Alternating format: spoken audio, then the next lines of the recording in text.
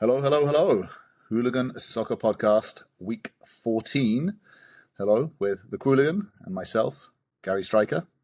14. 14. That's 14. That was a 5, I think you just made there, a 4 and a 1. But It was initially a 5, and then I remembered that you have to extract the thumb. That's it. Or it could be a Roman numerals as well. You could keep the 5 and then have the 1 as well. So you could look at it that way. Okay, so we've got... Why not? That's it. Roman numerals. Wow. We're going there already. Okay. Classics is coming. Beautiful. Yes, indeed. So what an exciting week of soccer that we had over this past week and coming up. We're going to cover Champions League, what the hell was going on there in some of those games, Premier League, wow, and then, of course, as well, the MLS is heating up as the season comes to a close. So, yeah. Qooligan, should we start Champions League first? What do you want to get into? I mean, thoughts? For the aficionado, what an absolute cornucopia of excellence and goals. Goals, Gary. Goals. So many goals. What all about. Yeah, it's almost as if they're trying to export Thanksgiving to Europe. I don't know what the story is, but hey, yeah.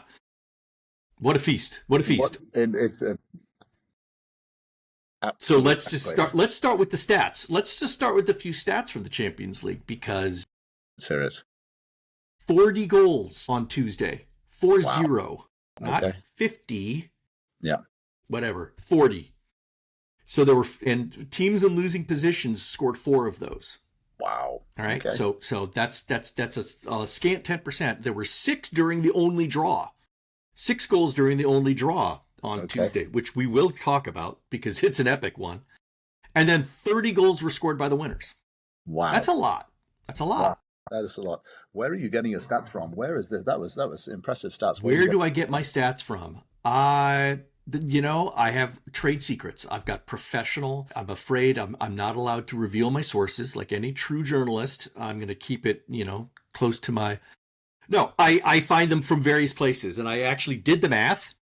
Thank you. Oh, wonderful. Well done. Well done. True journalism. I did the math with a calculator just to be sure. True journalism at its finest. And then so out of that Tuesday, which is insane. Then on Wednesday, they added another 27 goals on top of that. That's 67 goals in 2 days of competition. Holy mackerel!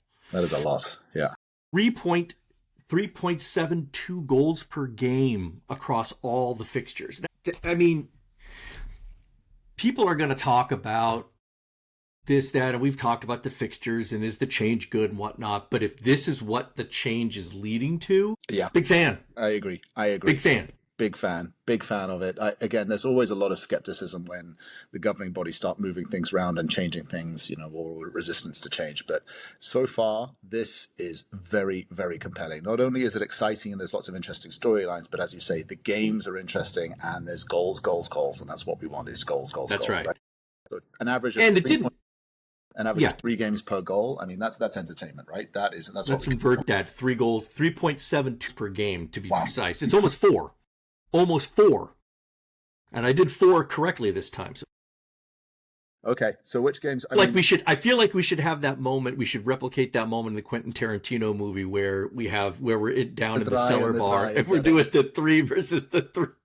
It's like, put some blood splatter in. The German way. Talk about boosting your SEO. There it is. Violence on the screen. Rye whiskey. Yeah. It's rye whiskey. Yeah. So let's pick up some games then, I think, because obviously there was some absolute, I think the one that obviously jumps out is Pep Guardiola and the self-mutilation and the self-harm that he's enduring, which is the fact that they were playing against Feyenoord. Obviously, as we know, Arne Slot, the current Liverpool manager, is the ex-Feyenoord manager. And I don't know if you saw this, but the Feyenoord fans were singing "You'll Never Walk Alone" and Liverpool to win the league. And they were really sort of rubbing it in. I did not pick up on that. I missed that element, but... Yeah. God, that's so Rotterdam. That is so Rotterdam. Damn it. And it was at Man City as well. And that was just incredible. Yeah. 3-0 up. Brilliant. And then the last, 20 or so minutes, they came back and scored 3 goals, which were just... First goal, I think, was scored in the 78th minute, if I recall correctly. It was the 75th or the 78th minute. And this used to be, there were sure things in life. Right? Social Security, A good Zwei interest versus Zwei. And now when Man City on a 3-0 lead, on a Zwei 0 lead, can't hold it, I don't know what to do. It is as if the ground is ripped out from under you. Yeah, it's certainly interesting. I know we'll speak probably a little bit more about Man City as well, because obviously they got thumped in the Premier League. So let's just pause, put the pin in Man City. But I did want to call attention to the self-harm, where everyone should check in on Pep Guardiola and make sure that he is okay and not going to do anything drastic here. In terms of some of the other games that sort of came around, I think the one game that I had my eye on, I'm obviously overseas for Thanksgiving and in Mexico, and they had a sports bar here, and they had all the screens. The screen on the Tuesday that I had my eyes most on was the Barcelona game, because Brest, my underdog favorite team, and unfortunately it was inevitable. I think you called it in the last podcast. There's no way that they're going to go to Barcelona and beat them, and sort of that run has to slow down somewhere. So that was correct. They're still doing well. Yeah, and that's fine for Brest, right? I mean, they've overperformed so far, but you're noticing there's a trend right now with all the French teams. All the French teams had some really good starts. They had some strong starts. I think at the first week after the first game, there were like 3 French teams in the top 5. Thierry Henry was feeling a little full of himself. There were a bunch of people who were like, whoa, what the hell? Like, ooh la la, c'est France, c'est bon. But but inevitably there's going to be something. And Brest is one of those teams where, I mean, they've probably done enough that they're going to be able to get themselves in the playoffs, and that's the best that they could have hoped for. They're not going to be automatic qualifiers, but they should be able to make that. And not only were they working against the fact that they were going to Barcelona, which is a tough place to play. The new is always hard, but you were also going up against Robert Lewandowski, making history. And and the smart people do not bet against Lewandowski. When it needs to be done, Lewandowski's one of those handful of players that you can call upon to do the business, and he did the business. 2 goals. He needed only 1 to get to 100, and he's like, "Hey, have your 1, and here's another." There we go, 101 for Lewandowski, right? Yeah. 94th minute, 15 seconds before the end of the game. Sure, take another. Take another. Amazing. Yeah, that was amazing. So I think we're definitely all sort of cheering Brest on, and I agree. Look, I still, ever the optimist. I mean, look, Brest is sitting in 11th place at the moment as well, and there's a lot of teams they're 10 points. So look, they could still nick another couple of wins, and look, don't be surprised if they sneak into that sort of automatic qualification. But I agree, they might. As long as they don't have a complete Man City style collapse and not win any more games, they should be good for the playoffs. Agreed. I think the other one that was also interesting, I don't know, you saw this, was the AC Milan game. They won 3-2 against, I'm just trying to see who it was. I'm just putting up. Slovan Bratislava.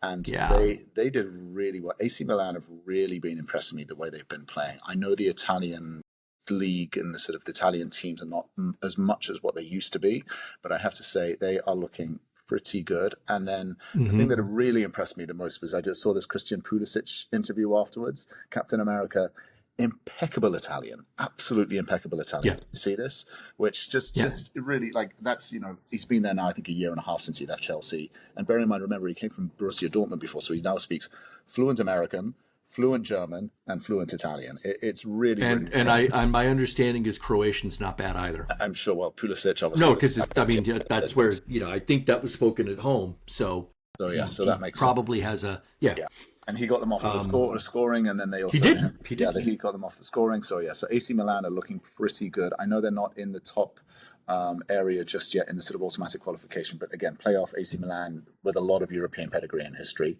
They look really, really sort of good. Any other games that caught your attention? I think also I got to give credit to Bratislava. I mean, they've been kind of the whipping boy in a number of games. They showed some steel in this one. I think that the scoreline is closer, I think, than the game actually was. Yeah. But still, that was good. Yeah. What else jumped out? Atalanta, I think, is the only. They are the sneakiest, below the radar club around. They completely demolished Young Boys. Now, that's not hard to do. Everybody's been demolishing Young Boys, but the only surprise in that game was the fact that Young Boys scored, because Atalanta previously had not given up a single goal. So now they've conceded 1. Yes. They're sitting on 4 wins and a draw. Yeah, and no losses. Wow. They're one of 3 teams not to have lost a game in this Champions League, along with Inter Milan, correct. the other Italian team, and Liverpool. So, yes, yeah, looking very good. The other also just sort of side, just while we quickly sort of bounce around sort of Europe as well, the Italian league, Serie A, Atalanta are second, right? They are second. And if you look at this wonderful statistic that I think I saw it as well, the top 6 teams, there's 4 points that separate them as well. So you've got a really close bunch there that are really sort of fighting it out, which is going to be exciting. But I agree. That's a good one to watch. That's a great one to watch. Yeah, that is. Yeah. It was good. I agree. Atalanta 6-1. You'd expect that. Leverkusen as well. I think just looking through that as well, which are obviously sort of in the automatic position. Xabi Alonso, my favorite dark horse to win this tournament. I think Xabi Alonso is the one to watch. The manager of Leverkusen. He's got something. They've underperformed though. They've underperformed to date, right? I think waltzing into Liverpool and getting their hides whipped 4-0 didn't help. This was exactly the game that they needed right now. Yeah. Going into the next 3 games, they can now, pick their chins up a little bit, move with a little swagger. It's going to be, that's important. Yeah, I agree. But yeah. Leverkusen are in the top as well, so I think they'll probably automatically qualify as well. So they're looking pretty good. Arsenal showing Sporting Lisbon how it's done now that they've lost their manager. That's the anomaly game that was the anomaly other than the Man City collapse. Yes. I think this is one of those where people are going to look at what happened in Arsenal and start making all kinds of big predictions and whatnot. Yeah. No. Sorry, kids. This is not the turnaround you're looking for. I'm afraid.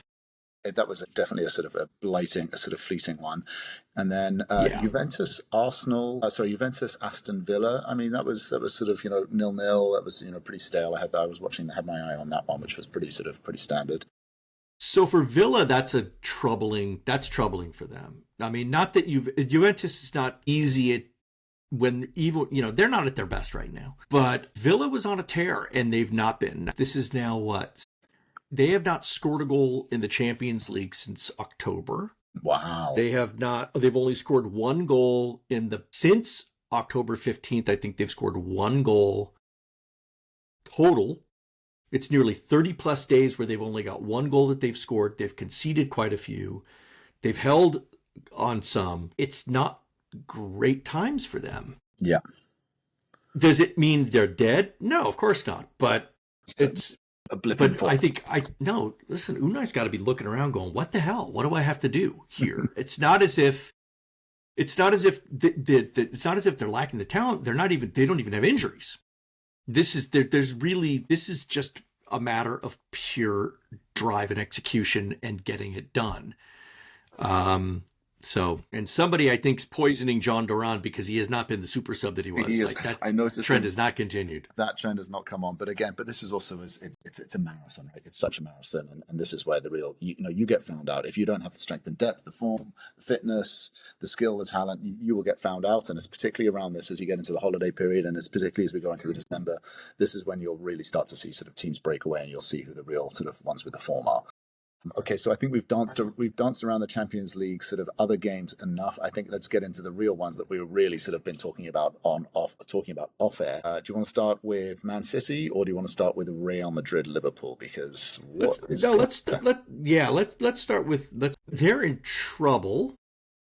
They are like legit in trouble. They're in the elimination zone. They're in the top position of the elimination zone, but dude, they're not. It's not good. 6 points, not great. The only thing that is right now in their favor is their schedule on the Champions League coming up. They have a tough one at Atalanta. Mm-hmm. So they got to play Atalanta in Champions League, right? Mm-hmm.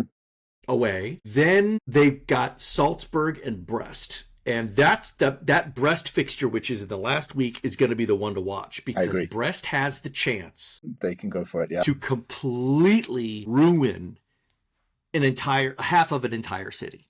Mm-hmm. They could totally do it.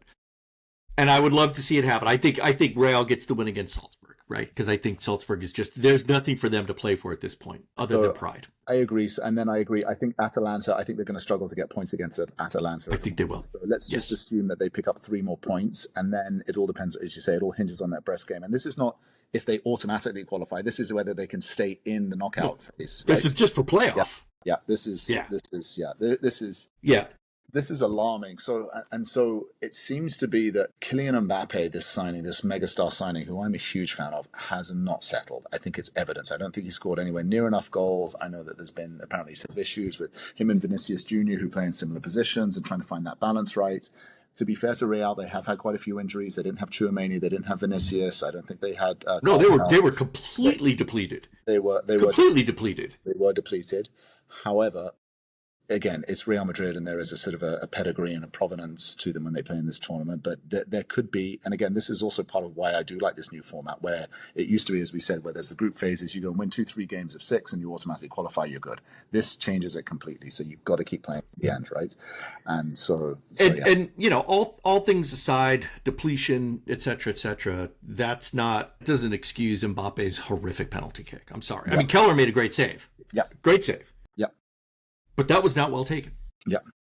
Yeah. Right. Well, the other one as well is Connor Bradley. Did you see this? This Liverpool right back had the game of his life. Brilliant. That tackle that he put on Mbappe, I was joking that he must have a WhatsApp group with all his buddies, and they must have been blowing that WhatsApp group as soon as he put that tackle in as well, right? My son, who's a Liverpool fan, was watching the game, and he saw that tackle, and he jumped up, and he's like, "That's proper! That's proper!" And even I was the same way. I'm watching that, and watching the run coming in, and I'm thinking to myself two things: one, amazing, pure brilliance to do that, the audacity, right? The audacity of having to do that, and just, I mean, in some cases, the confidence. But once you're in on that run, you have no choice but to commit 100%. It is either ball or red card. That is all you have in your life at that moment. Yeah, yeah. And if he misses that ball, that is a straight red. That's a red card. Different turn of events. Absolutely 100%. But he put his name in lights, and then also as well, he gave the assist as well to, I think it was Cody Gakpo for the second goal. He actually gave the assist on the first one. He gave the pass to McAllister. That's it, yeah. And then, but he also had right before the McAllister goal, he had a beautiful run through and took the ball in and gave a good shot and a great save, right? So Courtois made a fine save. Was that Courtois? Yeah, it was Courtois. Yeah, Courtois was the keeper. Holy crap! Yeah, okay. I'm beginning to doubt myself.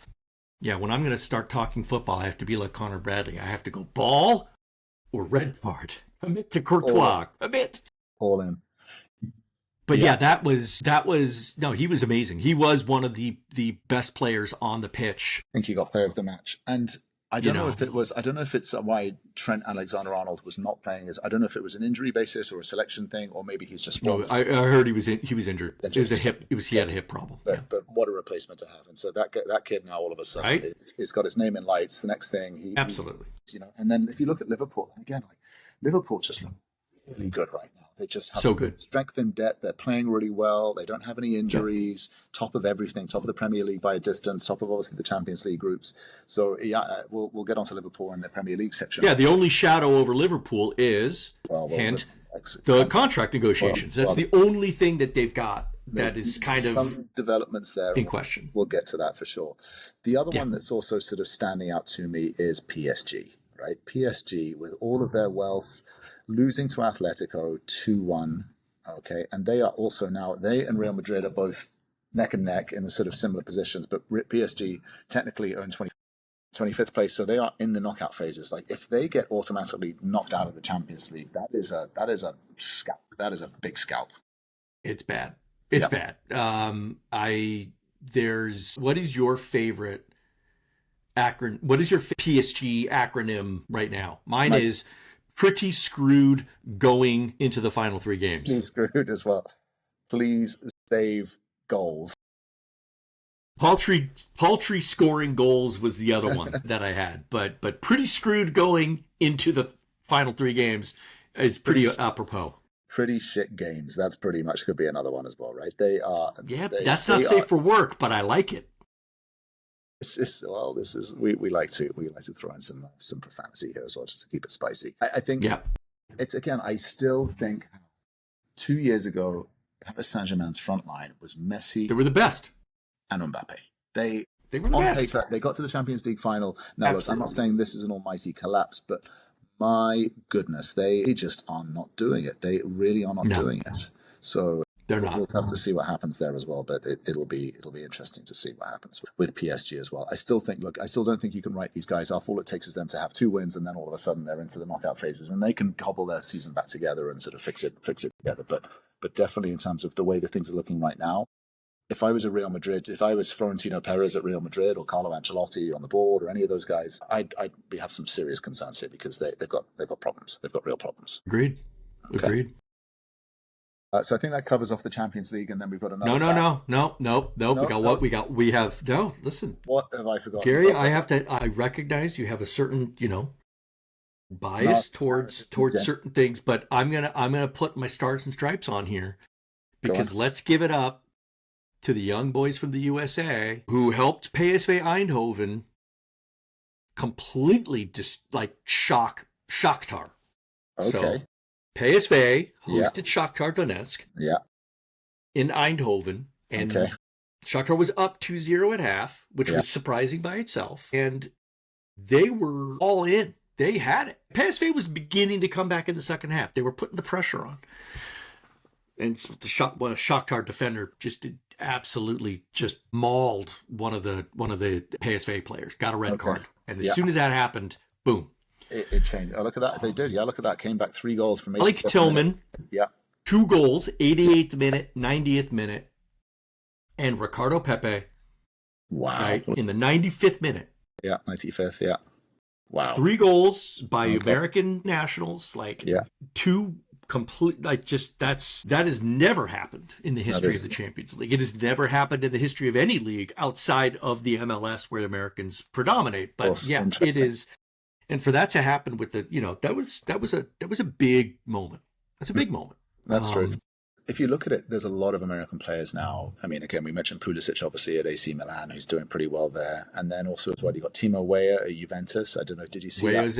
At Juve. He was wonderful interview on CBS on Paramount Plus where they asked Timo Weah who his favorite player was, and Thierry Henry was saying to Timo Weah how his dad was his idol, and they had this wonderful moment where he said, "Well, you're my idol as well." So there's this wonderful sort of poetry and sort of. I think even more embarrassing was when they had Andy Robertson from Liverpool coming on there, and Jamie Carragher's like, "Who's your favorite player?" And of course, Robertson's like, "Thierry Henry." Obviously, and you're going, wow, Carragher can't get a break, man. It's like nobody. I mean, it's just no. Even a player who used to, even his own mentor, he wouldn't vote for him. Ouch.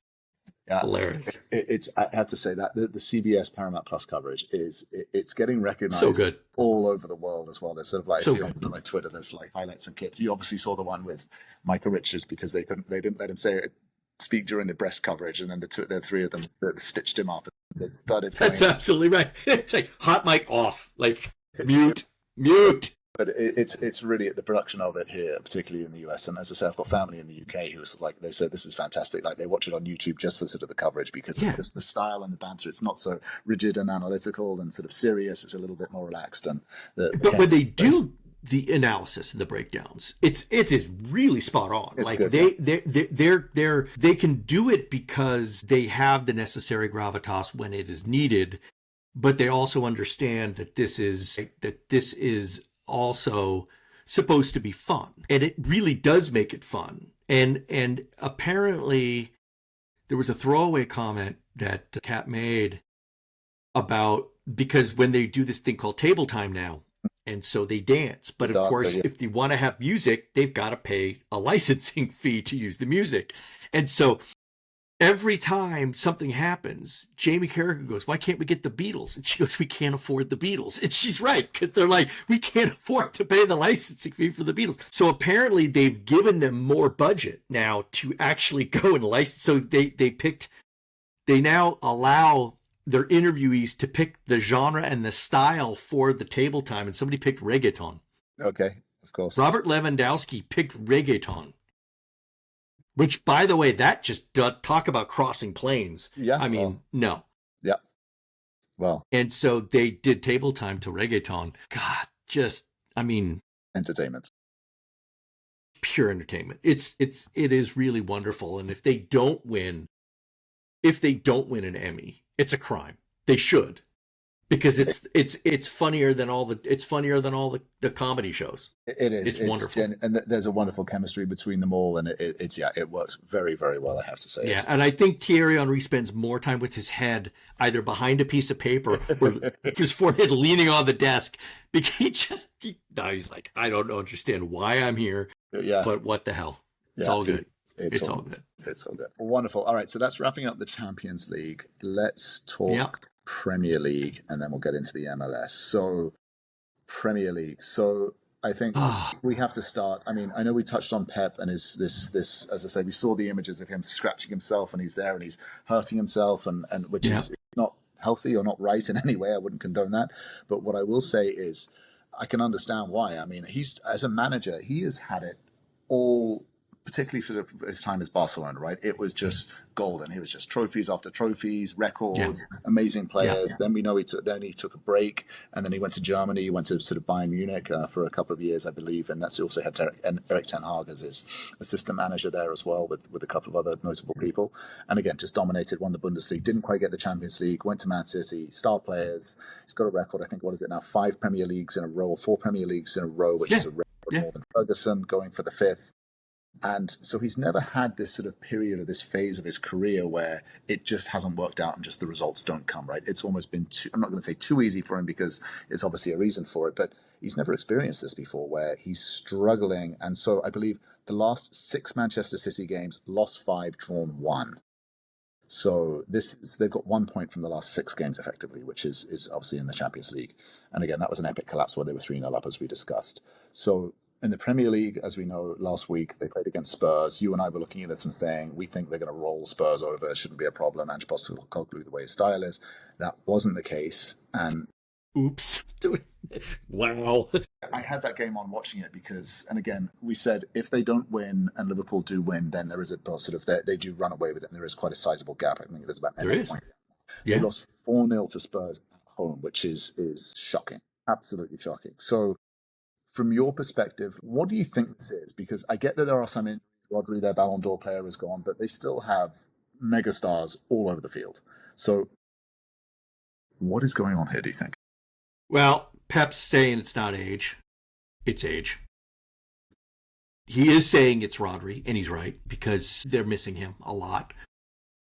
I don't think you can pin it all on Rodri, but I do think that was when you take away a foundation stone, the rest of the house gets a little wobbly. And that's what's happening here. I don't think it's the end for them. I think they'll make a comeback, but it's going to have to be quick. It's not going to be easy. They play Liverpool next. So, I mean, I think, but if there was a bellwether game in the Premier League season, it will be this game of Man City versus Liverpool, because how this game could set the tone for the remaining title race. If Liverpool runs away with it, then the spotlight will be on them, and it will be theirs to lose.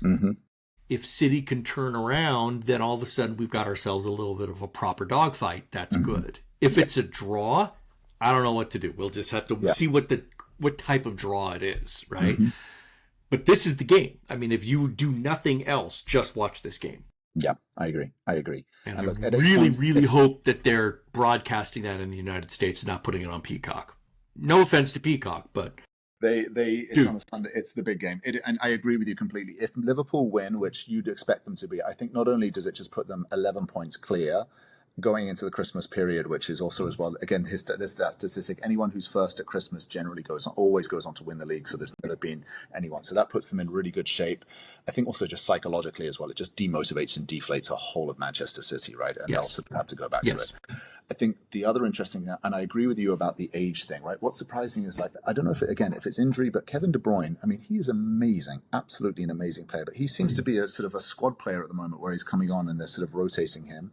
And I agree with you. What I think probably what has happened is that they haven't refreshed the squad and done that where they've sort of actually sort of been buying in new players and just sort of changing out. Kyle Walker's looking a little bit slower. His pace, he's been there for a while. Yeah. De Bruyne, obviously, we've spoken about. They let Alvarez go because obviously Haaland was the megastar striker, and Alvarez, obviously, who won the World Cup with Argentina, wanted to sort of get more game time. So I'm sure they're missing him all of a sudden. They replaced him with that Brazilian, is it Salvino, I think his name is, who looks incredible when he plays. I don't even know his name because he hasn't blipped on the radar. Well, he plays as a sort of a right wing. He hasn't scored one goal this season. He looks good and he does all the things, but he hasn't scored. So it does seem like it's kind of age, tiredness. It's not just Walker. Gvardiol is getting beat. He's getting beat left and right. Yeah. Ake has been underperforming. He's been dealing with knocks and a few bits here and there, so he's not been, his normal self. But you're right. I mean, 2-3 years ago, you were always talking about these young kids coming up from the academy. Foden, for example, like they were bringing up some youth, and they were going in, and it was exciting and it was new. And Doku's been out. I think they missed Doku, right? His creativity and panache. He's been out with injury. So yeah, listen, they're struggling. Hi, Man City. Welcome to football. Welcome to real life. Yeah. Welcome to real life. Yeah. It's not all what you think it is. It's right? not all trebles and leagues and all the way and easy runs all the way. No, it's not. I mean, this is what the majority of clubs deal with, and they struggle with this, and they try to adapt and they do their thing. Now it's your turn. Yeah, exactly. Which is I think that's exactly fair. However, on the other hand, though, I think everyone who surprised us is Liverpool. I did not expect Liverpool to be this good, dominant, and my goodness, they're just flying, absolutely flying, right? And so the Arne Slot, I mean, if he comes in his first season and wins the Premier League, I think that will put him into. I mean, anyone at Liverpool, if you win a league with Liverpool, you are an instant legend. And then again, at the moment, the way they're looking in the Champions League, they look very, very comfortable, confident. There's legend. If he wins Premier League, he's legend. If he wins it in the first season, he's legend with a halo. Yeah. If he then also can manage to win the Champions League, he's legend with the halo, and the Pope himself is going to canonize him. Exactly. That's it. Instant canonization. You get immortalized in Liverpool legend folklore. Yeah, he might just dissolve in a pool of light and ascend. I don't know. It's like it. No, they're good. They're really good. I think what is, it's not just the fact that they're good, because they've had moments where they haven't performed well, but they're doing what champions do. Yeah, they're just winning. They're grinding the wins out. When it's not going their way, they don't get flustered. Right? Yeah. They didn't freak out when they lost to Southampton. Yeah, they didn't freak out. Yeah. They were like, oh my God, that sucks. That wasn't good. But then the next few games, they've recovered on all of those stretches. Yeah. And so they are firmly in the driver's seat. They have both hands on the wheel. They just got to keep it on the road. They're in control. And I think they can do it. Don't. But yeah, they do have those looming contract concerns. Yes. Well, right? I would say that, but their form and the position, it makes Liverpool's negotiating position much better, right? Which is you can say to Van Dijk, you're doing really well. Obviously, I don't think any of them now will leave in January because they're going to want to stick around and pick up some winners' medals, which makes sense, and I would be the same. I think that there was this. Not to mention they probably have existing bonuses in place for that too. Well, sure, yeah, there is that as well, and so yeah, there is. I think there will be. It won't all be about money. I think there will be some glory attached to it. But you can see there was this sort of story that sort of came out last weekend, right? Which was apparently Mo Salah in the sort of the mix zone after the game came out, and he never speaks to the media afterwards as well. And sort of I think he vented a little bit of frustration, and clearly he wants to stay by the sounds of it. And this comes down to where I'm sure clubs have this policy where if you're over 30 years old, we'll do a 1-year extension. I'm sure they probably want, so they'll probably meet somewhere in the middle and do a 2-year extension. And so I think Salah will probably stick around for another year or two by the looks. So he's just too good. He's just too good to let go, right? You cannot replace him.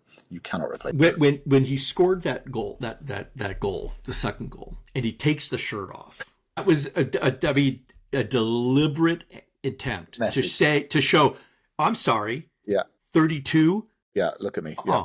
Look at me. I got the body of a 26-year-old. He's performing, and his stats are like a 24-year-old on steroids. They are fastest player to double-digit assists and goals in the world, in all competitions that I understand, like fastest. Certainly in all the major European competitions, he was the first one. Yeah, I saw this other statistic. You can't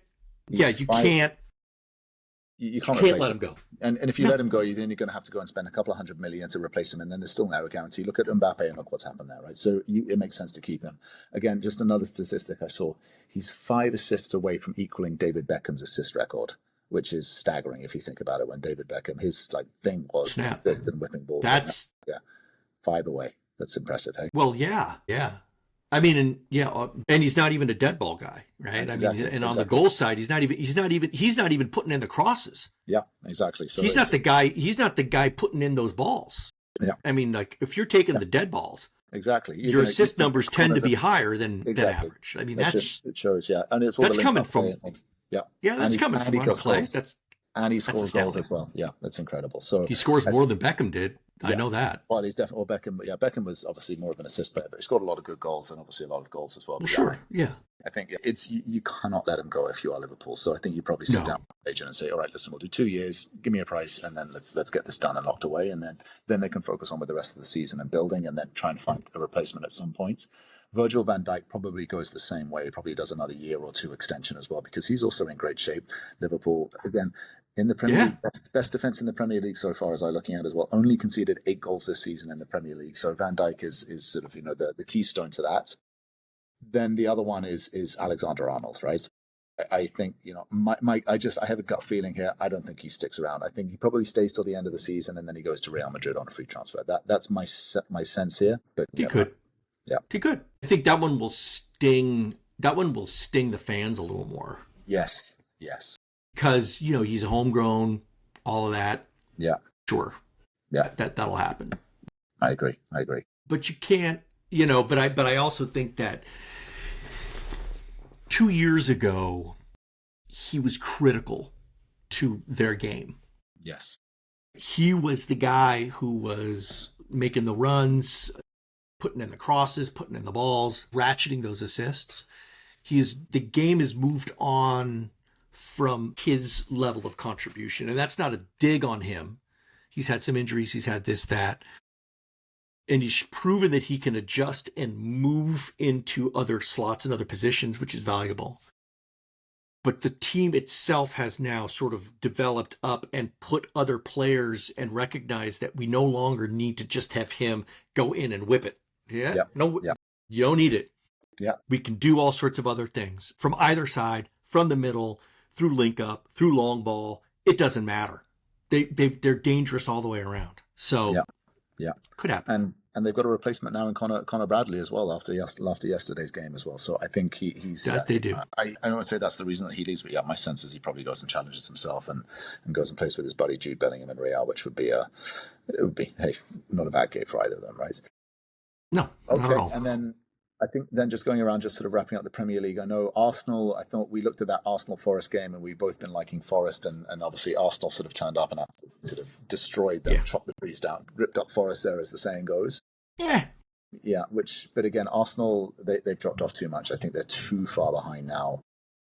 Liverpool, I just don't see them sort of catch it. It's going to take an absolute miracle for Man City alone to catch up, and they probably have the firepower in terms of team and squad and players to maybe do it, but Arsenal, I still think they go shopping in January. They have to go and find a striker. They have to find a striker. They do. They need someone more consistent up front. Then was it Kai? Yeah, you can't just rely on Havertz. He's just too inconsistent.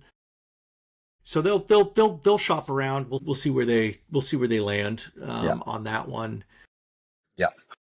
I do think. I mean, they could make a late play. Although I think Chelsea's in a better. I can't believe I'm saying this. Chelsea's probably in a better. If anyone's going to make a late surge, it's going to be Chelsea. Chelsea look like they're just getting going. Hey, they do look like they're still got more gears to go through. And they're doing Europa League, which is not quite as intense as Champions League. So and the other thing that they get to do is they're fielding, because they've got such a big squad, they're fielding a B squad. So each time as well, they're rotating as well. So their players are fresher for the Premier League, so they can manage that. Whereas in the Champions League, you still have to field your best squad. And ultimately, what do you get for winning the Europa League? Right? I mean, it's nice, but you get a trophy. They're looking to qualify for Champions League by position, not by winning Europa League. Exactly. Right? If they were at 11th place, Europa League would be taking on much more import to them. Yes, but they're not. Chelsea are looking pretty good, which is finally great to see, obviously, as a Chelsea fan. The other one, just looking at the table, Brighton sitting in 5th place as well. In the mix, they are in the mix. They have one less point than Man City. Now, I know Man City are underperforming, but Brighton, wow. I know we talked about them as well previously, but again, just thinking about all the megastars that they've sold and the money that they've made, and they're not gone out and spent it and replacing with megastars. Their model is impressive if you think about it. Buy young kids, build them up, then the big teams come in and pick them off you for big salaries, and then you just have a conveyor belt of more young kids coming through that you build up. So it's really... Brighton's fall is coming. I'm sorry, it will happen, and it's not just because I'm a Palace fan and we have that historical. Well, it's a bit of a false animosity, truly. It's not a regional one. It's just we just share a motorway. That's all. But whatever. No, but I think it's great that Brighton is all like that they're pumped up and that they're doing well. It's great to see. But I don't think we'll wait. We'll have to see what goes on. But yeah, we'll have to see what happens there.